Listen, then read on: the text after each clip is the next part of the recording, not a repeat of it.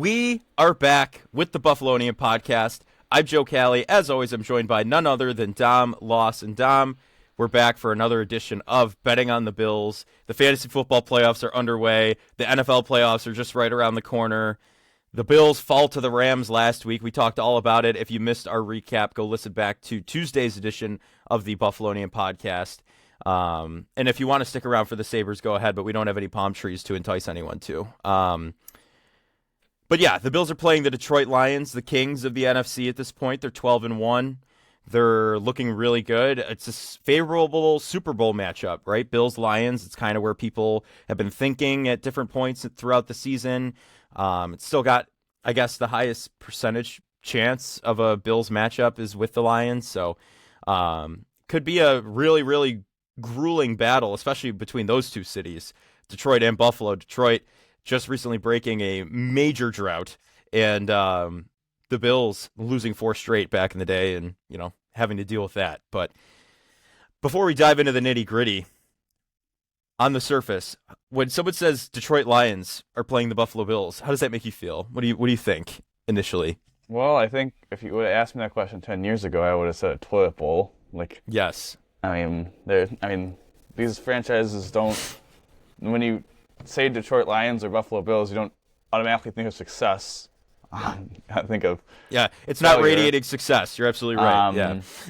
But yeah, the Lions are 12-1, tied for the best record in the league behind I shouldn't say behind, but with the Chiefs.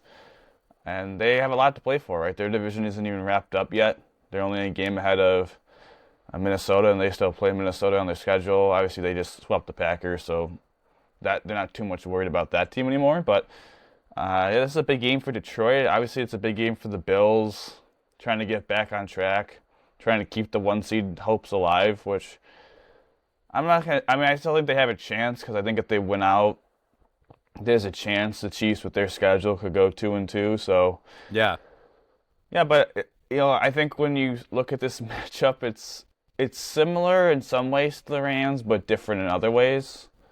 The way the Lions test you is similar to the Rams, where they want to establish the run and then take big shots with their highly talented receiving core.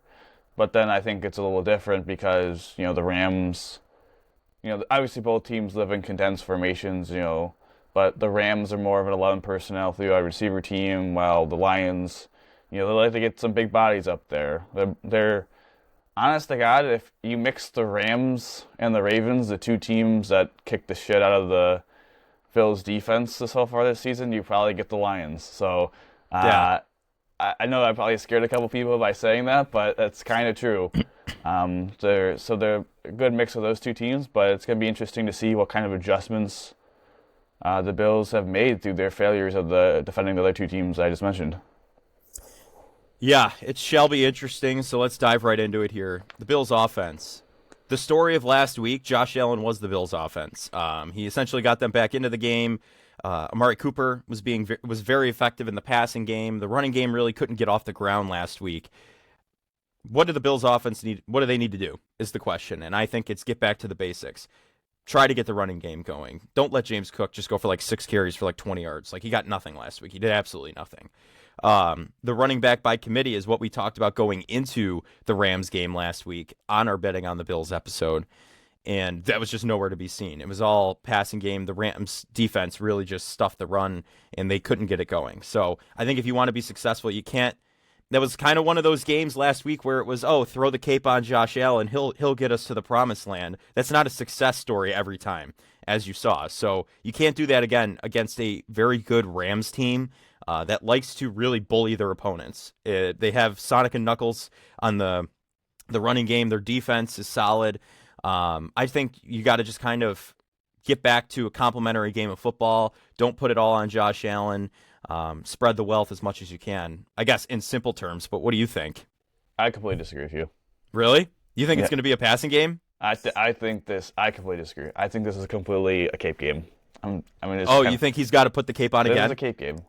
And it's not so much I don't think the Bills want this to be a cape game, but I think it's going to turn out to be, because I think offensively you had to take advantage of every single drive you have, because even if the defense plays a solid game, that's probably going to be like a handful of stops. Like, that's not going to be a dominant game for the defense. They're still going to, listen, there's going to be drives in this game.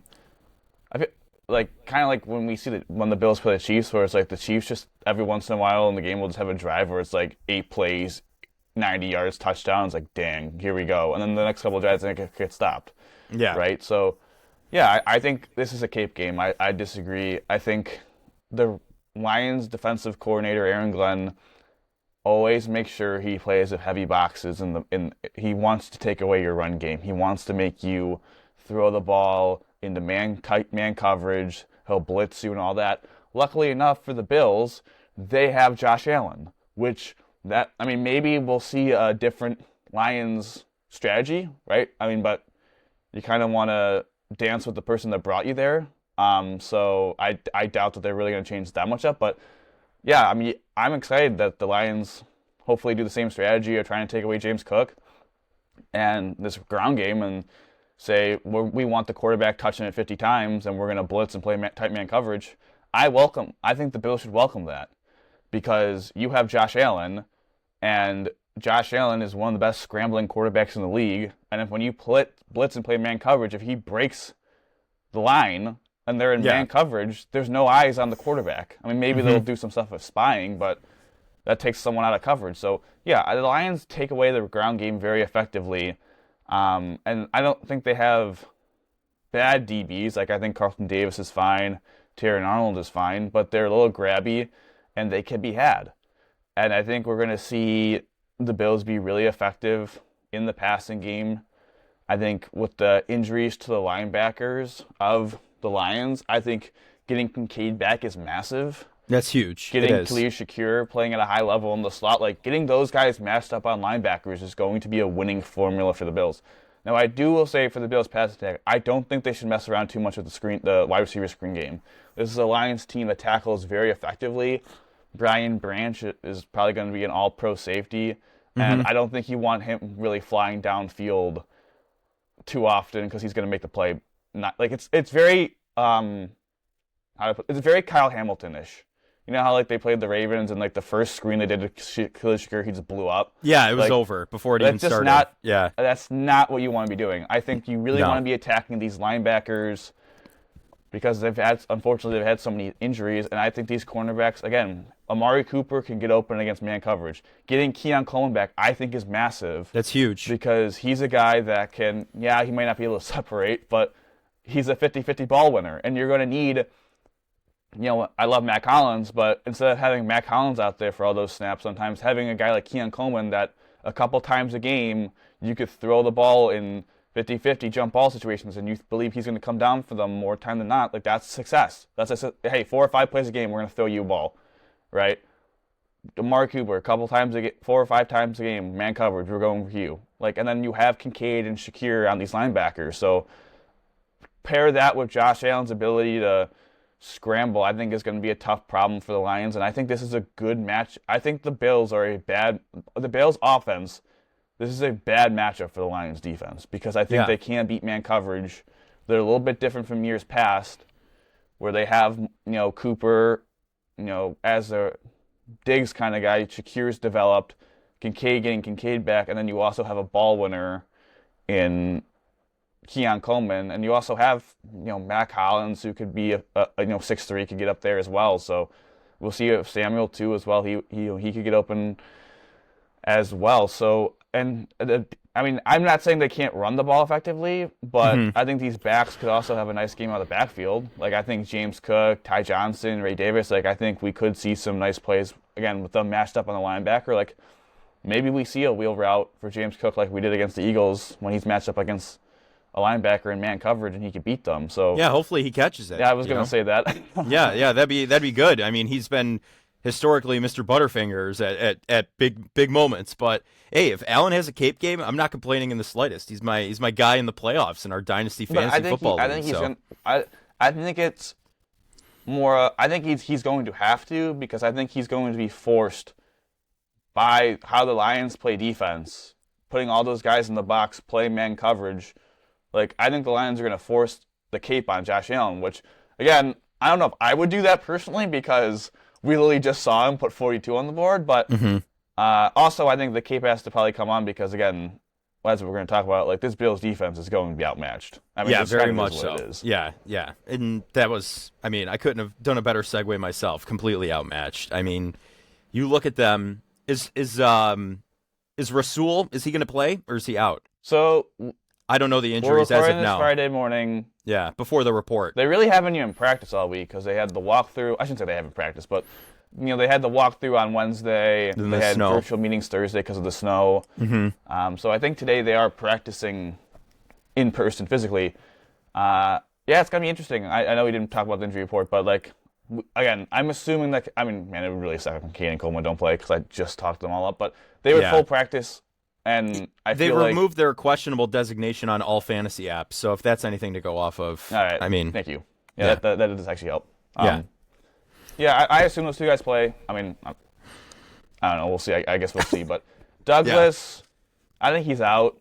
I think people have said he might have suffered like a sprained MCL or something like that, so he might be out a couple weeks. And that stings. He didn't practice. Rapp, we knew going into last week he had that like neck shoulder because he was in the non-contact jersey in practice, so he probably suffered or re-aggravated something in that area.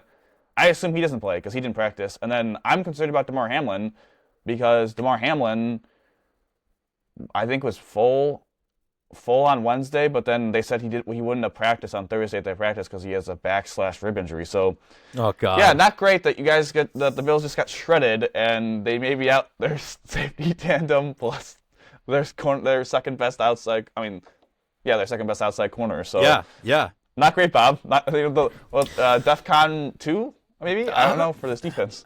DEFCON 2 for the defense. Yeah, if DEFCON 0 is the Sabres season, we're getting there. Not really, but it's just it's unfortunate, and you're right. I mean, it all signs point towards the offense having to have a stellar day, Josh Allen having a cape game, because up front too, this defense has not been able to stop the run, especially last week. And you look at Sonic and Knuckles in the backfield, Jahmyr Gibbs and David Montgomery, they're going to get theirs. Like the Rams or not the Rams. Sorry, Jared Goff did play for the Rams. The Lions offense they're going to be moving on the Bills defense, I think. I worry about it because, if you look, Ed Oliver hasn't had the greatest season. He's had a down year by all accounts, right? Getting to the quarterback might be a simpler thing for them to do with Greg Rousseau, but he's, again, been like the only one able to really get back there and cause any problems. I don't have any confidence in A.J. Epinesa being able to get back there. Von Miller's still rusty, it looks like. He's not able to – he's getting back there, but he's not getting sacks. And Dwayne Carter wasn't that great at stopping the run coming back. So I think you're going to just, like you said, it's going to be an offensive shootout, if you ask me. Well, I think the simple question you ask yourself, if you honestly, I'm being 1,000 serious. If like a genie came back from the future or whatever, and he said you could have one question, or she, I mean, whatever. You could have one question regarding the game, but it can't be score or stats related. I would just ask, what D-line shows up? The Chiefs, the game against the Chiefs, or the game last week? Right. And that's going to be pretty much how, if they say the Rams, it's like, all right, well, we lost. Yeah, that's it. If they say the Chiefs D-line, the game against the Chiefs, that Bills D-line showed up, I think the Bills win. I think Montgomery and Gibbs are both better than Kyren Williams. Yeah. And I think this offensive line for the Lions is better than the Rams' offensive line. So that is a big concern. I would say, yeah, and I think I want 30 David Montgomery handoffs. I don't care. I don't want Jahmyr Gibbs touching the ball. Jahmyr Gibbs is a guy that I against this Bills defense, like that dude could break a 70-yard touchdown. He's so athletic and so shifty. Like I just don't want to see that, especially without our starting. We'll talk about who might play with the safeties, but like especially if backup safeties having to like get to the angle and make a tackle. Like Taylor Rapp, really valuable this season at making those tackles 20 yards running 20 yards down the field and stopping those gains from going to 50 yards touchdowns. Not having that in the lineup is going to be massive. Yep. I don't want to see Jahmyr Gibbs in open space. I'm okay with David Montgomery just chewing 5 yards a pop. I don't want to see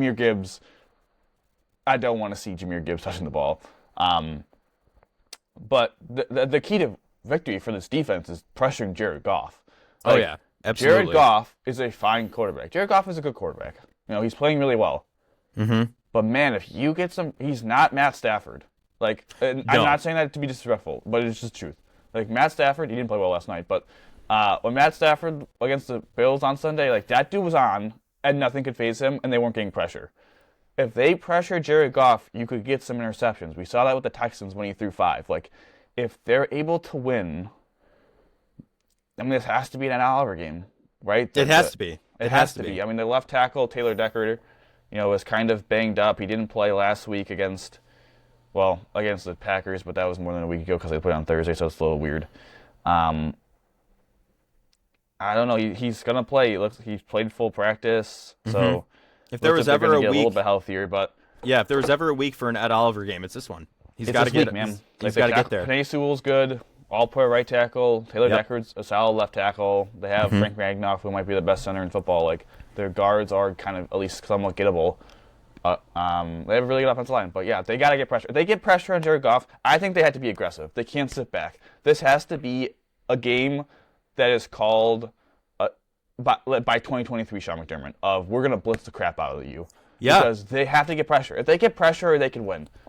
If Jared Goff has all day to stand in the pocket and be a statue and just deliver on time to Jameson Williams down the field, Sam Laporta, Amon-Ra St. Brown, Tim Patrick, or the screen game with the Jahmyr Gibbs, I'm already getting nightmares about that. They're going to lose. You might as well get on the bus. You might as well just drive home. At that point. Yeah. So it's all about whoever quit last night. Who did that? Who's the San Francisco guy who just walked DeAndre off? Campbell. Yeah. So it's all yeah. about the D-line. Briefly, it seems like Jamarcus Ingram's going to get the start at outside cornerback, not Kaiir Elam, but I assume Kaiir Elam will be active. I don't know, maybe Elam plays. I don't think Elam played bad against the Dolphins. I know it's been kind of a numbers game with him not playing special teams, so I was kind of surprised that people think that Ingram may start, but it's kind of the same person, so I guess it doesn't really matter all that much. Safeties, I don't know who's going to. I honestly have no idea who's going to start at safety. I would assume Cole Bishop is one, and I don't know. People have said Micah Hyde, but Micah Hyde said last week that he wasn't in playing weight.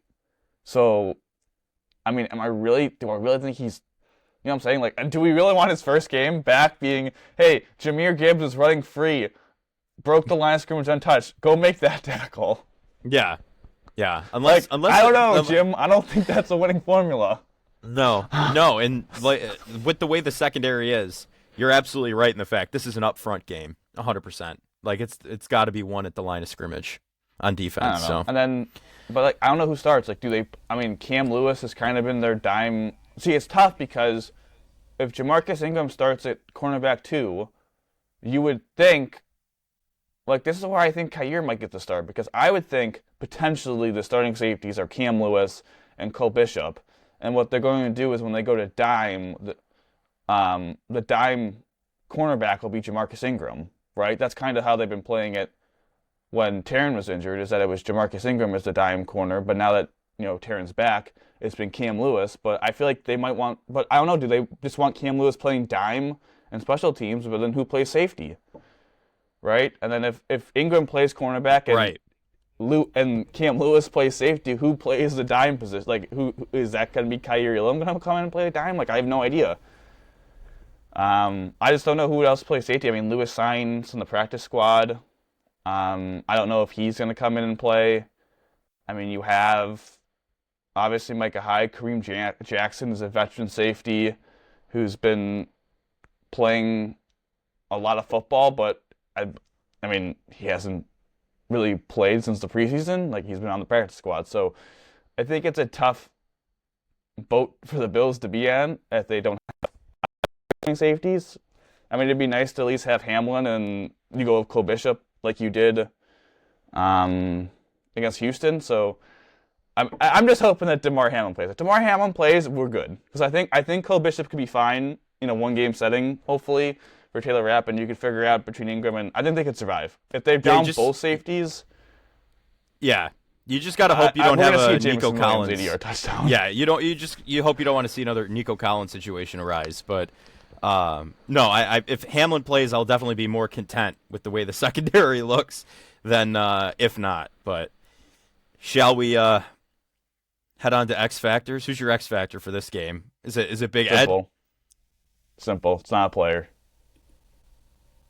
Sean McDermott. Yeah. I think Sean McDermott is the biggest X factor in this game because I think he's going to have to make the decision very early to say, this is a Cape game. Like this is sorry, Josh, like we need you to just be him. Like, I don't think they should mess around too much in the run game. I don't think short passes are really great because this team tackles very well. This is going to be, Josh, we're going to need you to run for 80 yards, and you're going to have to rip some balls. Like, that's just kind of how I think they're going to have to win. And I think they could put up a lot of points in this Lions defense doing that. And then also, I think defensively, what adjustments have you made? Like, I mean, I know this is Bobby Babbitt's defense, but Sean McDermott is a defensive head coach. Like, I'd like to see some adjustments. Right. I don't know. It's interesting. They made a lot of adjustments during that Rams game. Listen, everything went the Rams' way. I'm not saying that as a defense for the Bills. Like, every single contested catch they went down, they caught. Yeah. Like, they did try to make some adjustments. Hey, let's take away the first down run by, putting a safety in the box or whatever. I don't know. I don't know what their strategy is, but I'm intrigued to see. Then finally, with Sean McDermott being the X factor, like Dan Campbell, my man's going for it. Like he's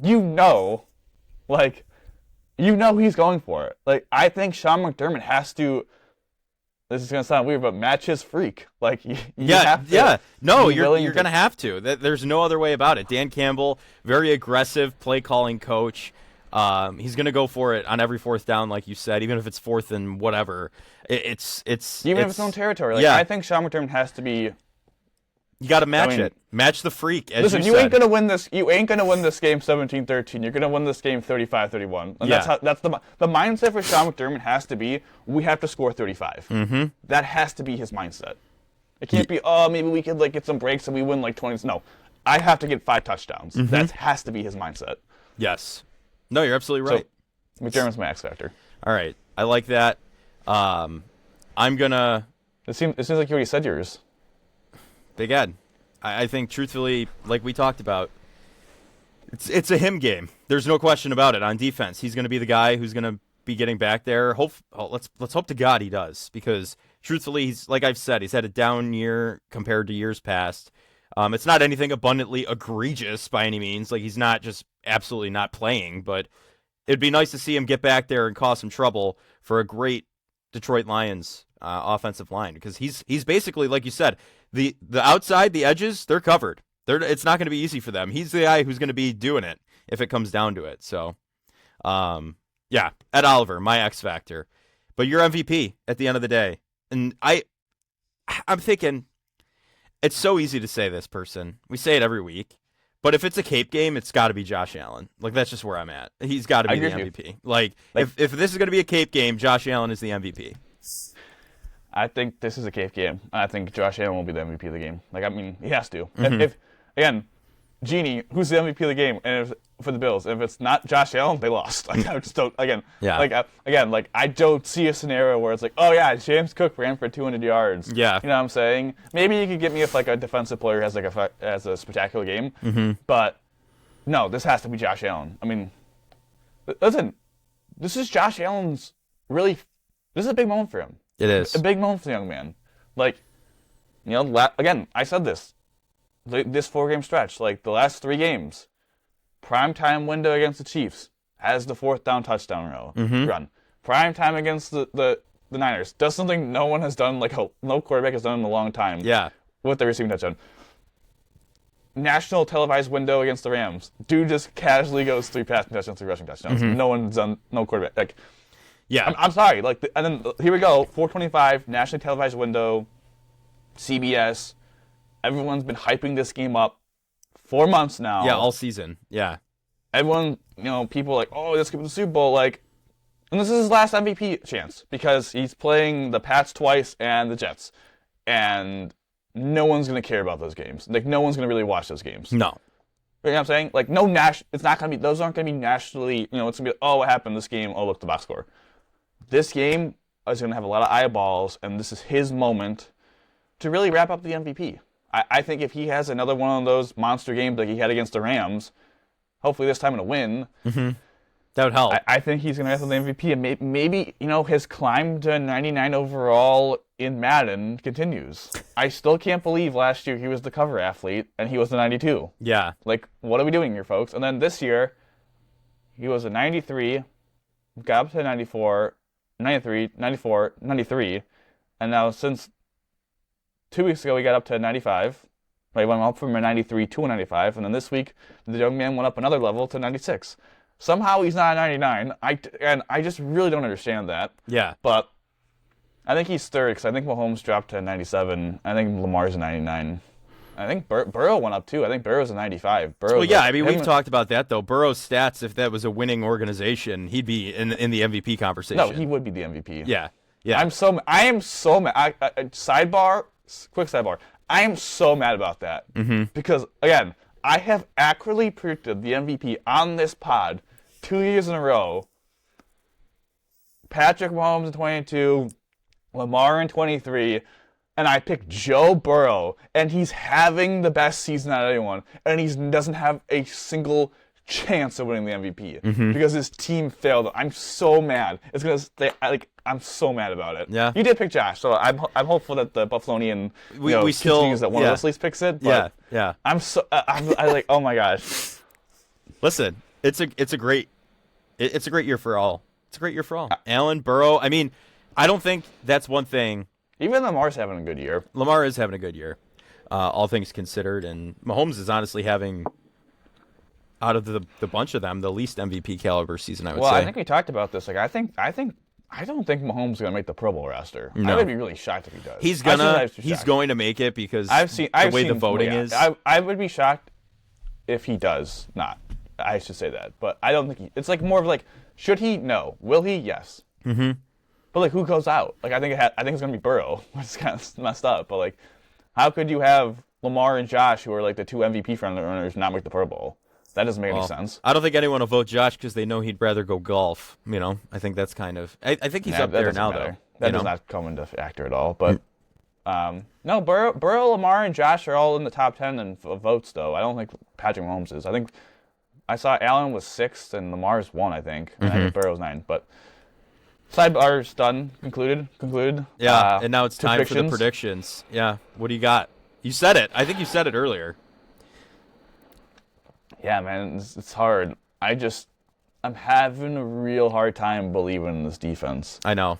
And it's not really, I'm not blaming the coaches. I'm not even blaming the players. Like, I just think, I don't know, I feel like this team, like, I mean, every decision they've made defensively over the past couple of years, like, I just feel like they've hit a lot of singles, Joe. Or, like, some of them have been, like, those doubles, but I mean, can you really look at one move that they made that's been, I mean, I guess Benford being a 6th-round pick is probably a home run, but, like, I don't know. They just hit a lot of singles and doubles, and they don't have that game wrecker anymore in their front seven.